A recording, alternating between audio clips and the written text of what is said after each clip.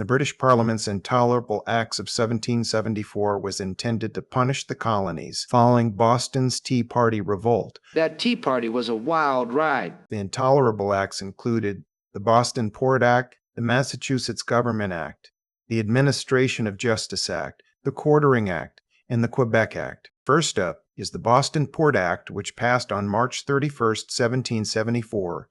The Boston Port Act completely closed the Port of Boston to all commercial trade.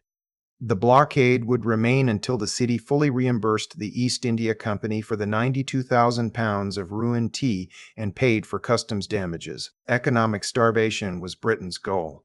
Boston's entire lifeline was severed with a single stroke of the king's pen. The next coercive act was the next Intolerable Act. The next Intolerable Act was called the Massachusetts Government Act. It revoked the original Massachusetts Bay Colony Charter of 1629. It stripped the colony of its democratic town meetings and placed local governments under direct and absolute British control. The act discarded a century and a half of self-governance overnight.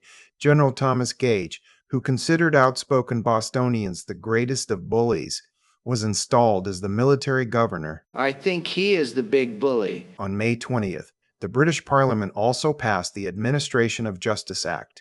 It granted the royal governor authority to move the trials of accused royal officials to other colonies or directly to Great Britain. The colonists realized this created a legal loophole granting effective immunity. British soldiers could theoretically suppress protests with lethal force and get away with murder. That graphic explains it all. Next, the Quartering Act passed Parliament on June 2, 1774. The Quartering Act revived and expanded previous quartering provisions for all American colonies, not just Massachusetts. The act authorized royal governors to forcibly billet British troops in unoccupied houses, outhouses, barns, or other private buildings if formal barracks were unavailable. I wouldn't want to take up quarters in an outhouse. Colonists saw this as an ultimate invasion of privacy and property. It transformed the colonists' own infrastructure into the staging ground for their military occupation.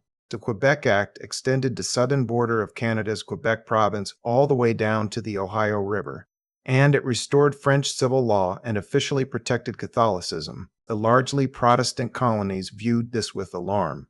It blocked their westward expansion and felt like an ideological encirclement. The coercive acts were designed to isolate Massachusetts and restore British authority. Instead, the acts forged a shared identity of resistance. They brought forth the First Continental Congress. The Intolerable Acts marked another milestone of American sovereignty.